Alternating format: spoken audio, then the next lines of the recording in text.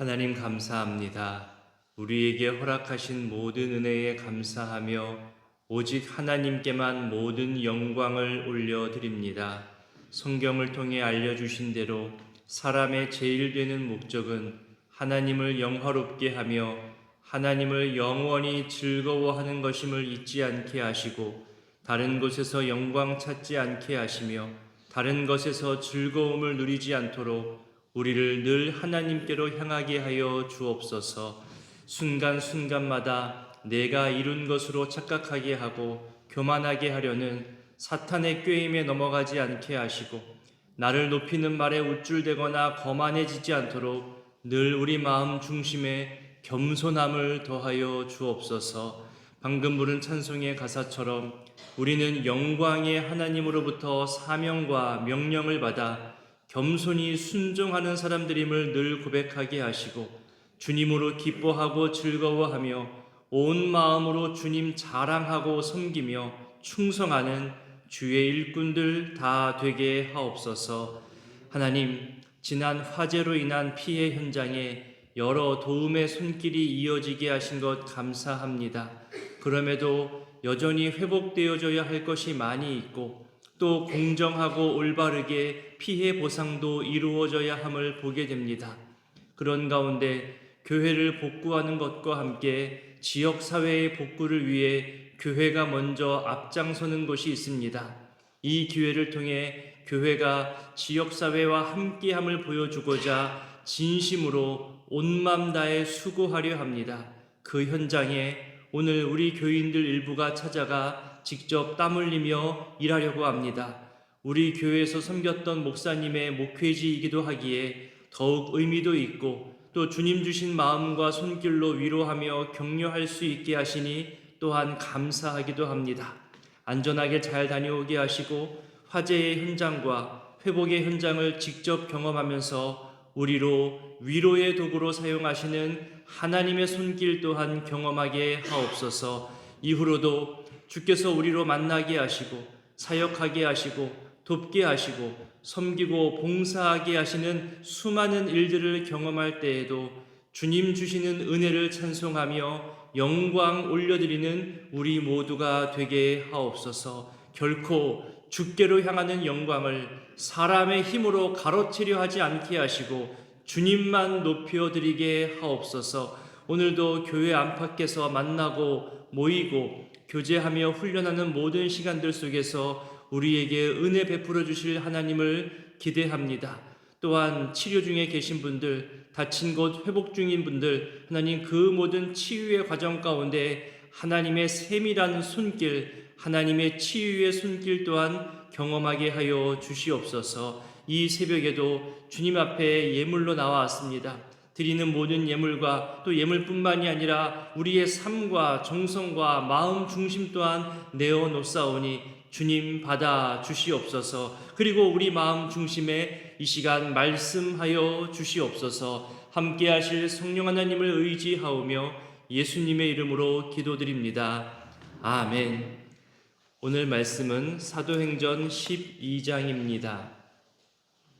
12장은 헤롯 왕이 교회를 탄압하는 일로 인하여서 야고보가 순교하고 또 베드로가 옥에 갇히는 일, 그리고 성도들의 합심 기도와 베드로가 감옥에서 나오게 되는 일들에 대해서 설명하고 있습니다. 우리 12장 1절부터 5절까지를 먼저 읽어봅니다. 그때에 헤롯 왕이 손을 들어 교회 중에서 몇 사람을 해하려 하여 요한의 형제 야고보를 칼로 죽이니 유대인들이 이 일을 기뻐하는 것을 보고 베드로도 잡으려 할세. 때는 무교절 기간이라 잡음에 옥에 가두어 군인 내식인 네 패에게 맡겨 지키고 6월절 후에 백성 앞에 끌어내고자 하더라. 이에 베드로는 옥에 갇혔고 교회는 그를 위하여 간절히 하나님께 기도하더라. 아멘. 어제까지 살펴본 대로 고넬료 사건 이후로 이방인 선교가 본격적으로 시작하려 하죠. 최초의 이방인 교회인 안디옥 교회가 세워지고 교회와 또 사역들이 급격하게 발전하기 시작합니다. 구제가 많아지기도 하였죠. 그리고 그리스도인이라 불려지기 시작합니다. 그런 때에 예루살렘에서는 헤롯이 교회를 탄압하여 순교하는 일이 생겨난 겁니다. 12장의 내용이 가지고 있는 중요한 의미들이 몇 개 있습니다. 그 중에 하나가 특히 베드로가 감옥에 갇히는 일은 이제 복음 전파가 더욱 이방인 중심으로 전환되어지고 있음을 나타내는 겁니다. 이게 무슨 말이냐면 예루살렘 교회를 탄압하는 일과 유대인의 사도라 할 수 있는 베드로를 전면에서 이제는 뒤로 퇴장시키는 느낌을 주는 거거든요. 그러면서 이제는 다시 바울에 의해서 이방인 선교가 시작됨을 알려주는 그런 의미가 12장에 나오고 있는 겁니다. 실제 12장 마지막 구절에 바울이 다시 등장해요. 그리고 13장부터는 1차 전도 여행이 시작되면서 이방 선교에 대해서 본격적으로 사역이 시작됩니다. 이전까지 교회를 향한 박해와 탄압이 주로 유대 종교 지도자들에 의해서 이루어졌다면 여기서는 이제 헤롯이 탄압하는, 그러니까 국가 권력에 의한 정치적 박해로 더욱 심하게 확대되었음도 보여주고 있습니다. 여기 등장하는 헤롯이 누구냐 하면 예수님이 태어날 당시에 유아들을 죽였던 그 헤롯 대왕의 손자입니다. 일반 역사 기록에 의하면 이 헤롯은 로마에서 교육받으며 자랐는데요. 자기 멋대로 교만하게 방탕한 모습으로 성장했습니다. 그런 실수로 인하여서 권력에서 밀려 지나다가 정권이 바뀌고 난 다음에 이 유대 지역인 팔레스틴 지역의 영토를 할당받아서 분봉왕으로 부임합니다. 한 번 또 정권이 바뀌고 나서는 이제는 유대와 사마리아 지역까지 더 넓은 영토를 할당받죠. 실제적인 팔레스틴 통치자가 되는 겁니다. 하지만 갑자기 죽음을 맞는다는 그런 역사 기록이 있거든요. 그 이유가, 그 내용이 오늘 12장 마지막 부분에 또 나오게 됩니다. 이따가 살펴보도록 하겠습니다. 이 헤롯 왕이 교회 중에서 몇 사람을 해하려 합니다. 해한다는 말은 탄압한다, 고통을 가하다, 학대하다 이런 의미입니다. 왜 헤롯이 교회를 탄압하고 박해를 가하려 했을까요? 이유가 뭘까요? 앞서 설명드린 대로 어린 시절부터 방탕하게 살면서 사치도 부리고 교활하고 간교하기도 했던 헤롯입니다. 그런 헤롯이 유대인들의 호의를 얻기 위해서 자기 정치 생명력을 강화하기 위해서 여러저러 노력도 했거든요. 특히 유대 종교 지도자들과 가깝게 지내다 보니까 교회가 성장하는 것, 복음이 증거되는 것에 대해서 이 유대 종교자들이 불만을 품은 것을 발견하게 됩니다. 헤롯이 거기에 자기의 힘을 보태면서 인기를 얻고자 지금 교회를 탄압하기 시작하는 거죠. 유대인들로부터 환심을 사서 자기의 입장을 더욱 견고하게 하려는 그런 목적을 가지고 당시 유대인들의 걱정거리, 유대인들의 골칫거리인 그리스도교의 지도자 중에 한 명인 이 야고보를 본보기로 삼아서 핍박하며 죽인 겁니다. 이런 헤롯 왕의 탄압으로 인하여서 요한의 형제이고 예수님의 제자였던 야고보가 칼로 죽임당합니다. 참수형을 당한 거죠. 순교라고 할 수 있습니다. 3절에 보니까 유대인들이 이 일을 기뻐합니다. 심하죠. 사람의 죽음을 가지고 기뻐한 거예요. 여기서 기뻐하다라는 단어의 사용이 하나님이 사람을 기쁘게 받아들일 때에도 사용되어지는 단어 표현이거든요. 그러니까 이렇게 해석할 수 있는 거예요. 야고보의 죽음이 유대인들에게도 기쁨이 되지만 유대인들은 어떻게 생각하냐면은 이 야고보의 죽음이 하나님께도 기쁨이 될 거야, 이런 확신을 가졌다는 뜻인 거죠. 이렇게 유대인들이 만족하는 것을 보면서 헤롯이 더욱더 신나하면서 더욱더 힘을 냅니다.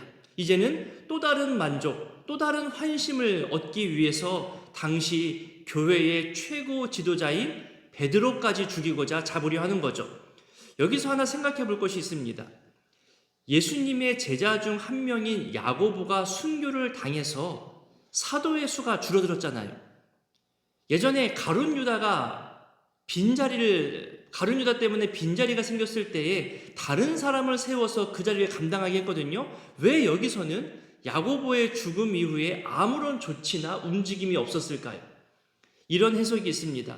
야고보가 순교할 즈음에는 이미 교회가 뿌리를 내리고 성장하고 있었기 때문에 새로운 사도의 선출이 굳이 필요하지 않았다는 거죠. 게다가 야고보의 죽음을 사도다운 죽음으로 순교로 여겼기 때문에 또 다른 사도를 선출하지 않았다는 그런 해석도 있습니다. 가룟 유다는 비록 예수님의 제자고 사도라고 불렸지만 사도답게 죽지 못했잖아요. 그래서 그 자리를 대신할 또 다른 새로운 사도가 필요했지만 야고보는 사도의 사명을 완전히 다한 다음에 또 사도답게 순교했기 때문에 새로운 사도를 선출할 필요가 없었다는 거죠. 여기서는 지금 한 줄 정도 짧게 야고보가 죽었다는 것을 기록했지만 그의 순교는 초대교회 모든 성도들에 의해서 사도다운 죽음으로 인정받는 영광스러운 순교였다는 것을 우리는 알 수 있게 됩니다. 마지막에 어떻게 인생을 마무리하며 죽느냐가 얼마나 중요한지를 다시금 알게 해주는 거죠. 그리스도인이 되는 것도 중요하지만 그리스도인답게 사는 것, 그리스도인답게 사명을 다하고 죽는 것도 중요함을 우리에게 도전해주고 있습니다. 헤롯이 야고보를 죽인 것으로 끝마치지 않고 베드로까지 잡아 죽이려고 합니다. 그 시기 또한 3절 끝부분과 4절에 보니까 무교절 기간, 유월절임을 알게 해주죠. 절기에는 유대인들이 더 많이 몰려들잖아요. 사람들의 시선이 많을 때에 더욱더 큰 환심을 얻기 위한 목적으로 지금 베드로를 절기 때 잡아둔 겁니다. 사람들이 많이 모여있을 때 나도 지금 너희들과 같이 그리스도인들을 싫어한다. 나는 유대인들 편이다. 이것을 보여주면서 인기를 얻고자 하는 겁니다. 하지만 하나님께서는 이런 사람들의 시선이 많은 때에 오히려 베드로를 그 삼엄한 가봉에서 꺼내는 신기한 일들을 보여주는 것으로 상황을 뒤집어 버리는 은혜를 베풀어 주십니다. 교회가 베드로를 위해서 합심하며 간절히 기도하는 모습을 보여주지요. 그리고 이후로는 우리가 잘 아는 대로 옥에서 풀려나게 되는 신기한 은혜의 경험을 기록해서 알려주고 있습니다. 비슷한 상황이 사도행전 5장에 이미 있었습니다. 5장 17절부터의 내용인데요. 그때에도 유대 종교 지도자들의 마음에 시기하는 마음이 가득하여서 사도들을 감옥에 가두었다고 기록합니다. 하지만 주의 사자가 밤에 옥문을 열어서 사도들을 끌어내면서 더욱더 주의 일을 전파하라고 증거하라고 말씀하죠. 그때에도 감옥에서 풀려난 것을 가지고 사람들이 이해하지 못하고 두려워하는 모습을 우리에게 알려주었습니다. 그래서일까요? 이미 있었던 일 때문에 여기 12장에서는 예전보다 더 엄격하게 베드로를 지킵니다. 4절에 보니까 군인 4씩 맡겨서 지켰다고 했잖아요. 돌아가면서 경비를 서는데 4시 한 조를 이룬 겁니다. 그러니까 둘은 감옥 문 밖과 안에서 보초를 서고 남은 둘은 죄수와 함께 양쪽 손에 쇠사슬을 같이 묶어서 연결하는 거예요. 설사 조금 졸아도 같이 묶여있기 때문에 조금만 움직여도 잠에서 깰 수밖에 없는 거죠. 죄수 좌우에 함께 사슬에 묶인 채 보초를 섰던 겁니다. 이렇게 엄격하게 보초를 세운 모습이 6절에 나옵니다. 베드로가 두 군인들 틈에서 쇠사슬에 매여 있는 모습, 또 파수꾼들이 문 밖에서 옥을 지키는 모습, 4인 1조의 모습이 나오는 거죠. 인간의 힘으로 아무리 철통같이 지킨다 하더라도요, 하나님이 일하시면 아무런 힘을 내지 못하게 되잖아요. 7절부터 보니까요, 주의 사자가 나타나서 베드로를 깨웁니다. 양쪽에 묶여있던 쇠사슬을 벗겨버리죠. 이제 좀 더 지나서 10절에 보면 밖에 보초를 서던 파수꾼까지 그냥 지나가게 하고 문도 저절로 열리게 합니다. 그렇게 밖으로 꺼내고 난 다음에 천사가 떠나가죠. 자, 밖으로 나온 베드로가 어디로 갔는지 그리고 어떤 상황이었는지를 알려주는데요. 우리 11절부터 16절까지를 읽어보겠습니다. 이에 베드로가 정신이 들어 이르되 내가 이제야 참으로 주께서 그의 천사를 보내어 나를 헤롯의 손과 유대 백성의 모든 기대에서 벗어나게 하신 줄 알겠노라 하여 깨닫고 마가라 하는 요한의 어머니 마리아의 집에 가니 여러 사람이 거기에 모여 기도하고 있더라. 대문을 두드린 대로 로데라 하는 여자아이가 영접하러 나왔다가 베드로의 음성인 줄 알고 기뻐하여 문을 미처 열지 못하고 달려 들어가 말하되 베드로가 대문 밖에 섰더라 하니 그들이 말하되 내가 미쳤다 하나 여자아이는 힘써 말하되 참말이라 하니 그들이 말하되 그러면 그의 천사라 하더라. 베드로가 문 두드리기를 그치지 아니하니 그들이 문을 열어 베드로를 보고 놀라는지라. 아멘. 앞서 읽었던 5절의 내용처럼 교회는 베드로를 위하여 하나님께 간절히 합심으로 기도하고 있었습니다. 국가의 정치적 탄압과 유대인으로부터 인기를 얻으려는 목적으로 베드로를 감옥에 가두고 야고보처럼 죽이고자 하는 목적을 알았기 때문에 교회와 성도들은 더욱더 간절한 마음으로 기도했을 겁니다. 4장과 5장에서 감옥에서 풀려나는 것을 이미 경험했지만 지금은 헤롯이 직접 베드로를 주관하고 있었던 때라서 더 삼엄했지요.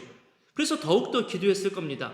모든 방법이 다 막혀 있어도 성도들이 할 수 있는 마지막은 결국 기도라는 것을 알려주고 있는 거죠. 그런데 기도하던 사람들은 간절히 기도만 했지 이것이 어떻게 언제 응답되리라고는 크게 믿지 못했던 것 같습니다. 왜 옛날부터 알려진 유명한 예화 이야기 있잖아요. 오랜 시간 동안에 비가 내리지 않아서 교회가 합심하여 이 땅에 비를 내게 내려달라고 집중적으로 간절히 기도하는데 며칠이 지나서 실제 비가 내린 거예요. 하지만 우산을 준비한 사람이 아무도 없었어요. 오직 어린아이 한 명만 우산을 준비했던 거죠. 어떻게 우산을 준비했냐는 말에 우리가 기도해서 하나님이 응답하시면 당연히 비가 내리는 것이고 그러면 우산이 필요하지 않겠어요? 그렇게 답을 했다고 하죠. 기도하는 것 못지않게 기도의 응답을 확신하며 응답 이후의 삶을 준비하는 것도 중요한 겁니다. 볼까요? 베드로가 감옥에서 나와서 간 곳에 사람들이 모여서 기도하고 있었어요. 얼마나 감동일까요? 얼마나 큰 힘과 위로를 얻었을까요? 저 역시 성도님들이 매 예배와 기도 때마다 말씀 전하는 목사님, 교회를 영적으로 이끌어가는 목사님 그렇게 기도해 주실 때마다 부담되었던 마음에 위로와 힘을 얻습니다. 하나님의 도움의 손길을 더욱더 의지해야 하는구나. 그렇게 더욱더 감동되어 또 같이 기도하게 되죠. 힘들 때에도 기도하는 사람들이 분명히 있다는 것을 확신하면서 힘낼 수 있게 됩니다. 베드로 얼마나 감격했을까요? 그렇게 문을 두드립니다. 그런데 아무런 반응이 없어요. 문이 열리지 않아요. 아마도 기도하던 사람들은 두려웠겠죠. 혹시나 베드로를 잡았던 군인들이 우리까지 잡으러 오는 것은 아닐까? 그렇게 문을 걸어 잠갔을 겁니다. 두렵고 떨리는 마음으로 그렇게 간절히 기도했겠죠. 그런데 로데라고 불리는 여자아이가 문 두드리는 소리에 문 가까이까지 왔다가 베드로의 음성임을 알아차린 겁니다. 가서 전하지만 아무도 믿지 않죠. 심지어 미쳤다고까지 합니다. 하지만 문을 열어서 베드로를 확인하고 나니까 모두가 놀랍니다. 조금 더 뒤로 가서 17절에 베드로가 어떻게 된 일인지를 설명하죠. 사람의 힘이 아니다. 누가 뇌물 줘서 풀려난 거 아니다. 이런 것이 아니라 전적으로 하나님의 손길로 천사로 그렇게 나오게 되었음을 설명해 줍니다. 여기서도 하나 발견할 수 있는 게 있잖아요. 어린 여자아이가 베드로의 음성을 알아차렸다는 것, 여러분 어떻게 생각됩니까? 평소 베드로와 친밀한 교제가 있었다는 거예요. 베드로가 말하는 자리에 베드로의 음성이 있는 곳에 이 여자아이가 자주 그 곁에 있었다는 거죠. 어린 시절부터 듣게 되는 음성과 이야기가 중요합니다. 우리 다음 세대, 우리 미중국 어린 자녀들에게 부모의 음성으로, 교사의 음성으로, 기도의 음성으로 계속해서 들려주고 알려주어야 함을 또한 우리는 이 구절에서 도전받게 됩니다. 여기서 또 한 가지 생각해 볼 수 있는 질문이 나오죠.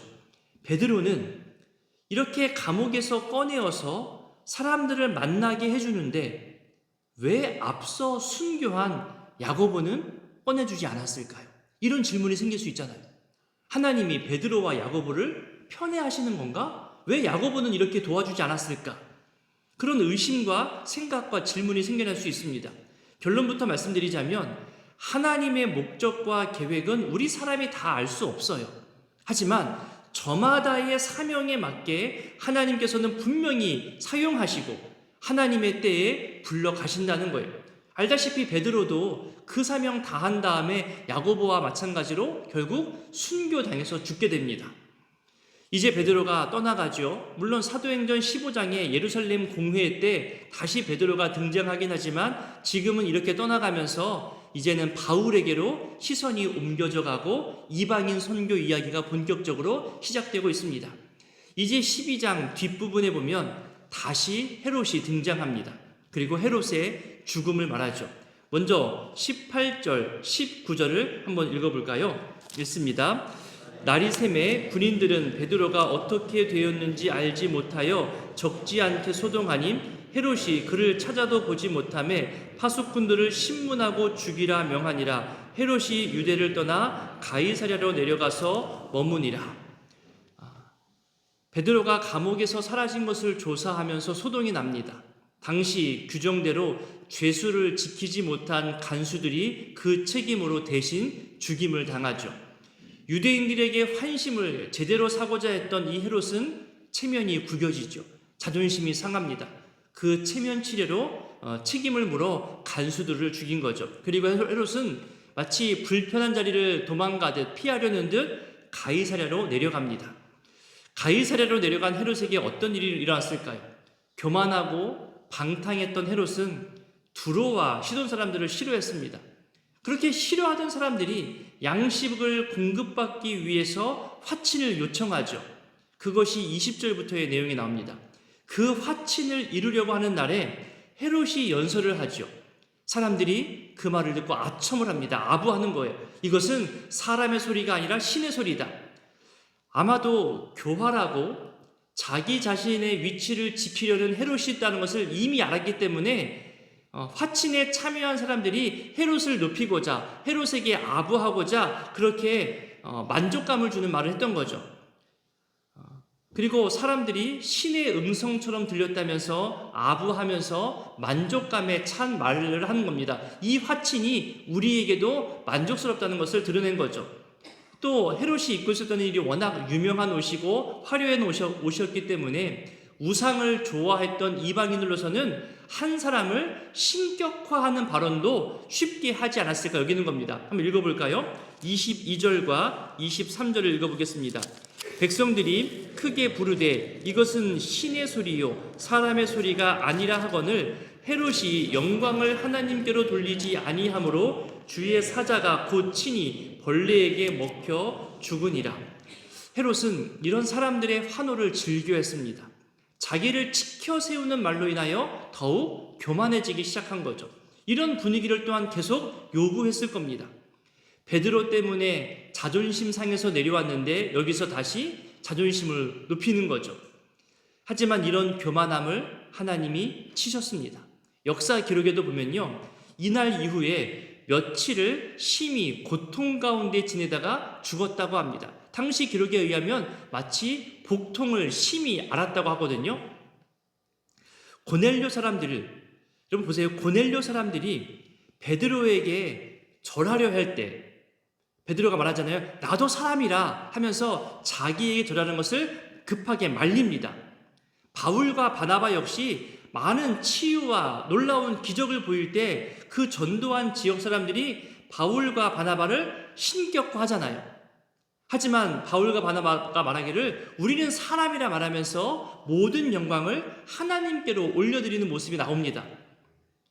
하나님이 받으실 영광을 사람이 가로챌 때 어떻게 되는지 헤롯을 통해서 분명히 우리에게 알려주고 있는 겁니다.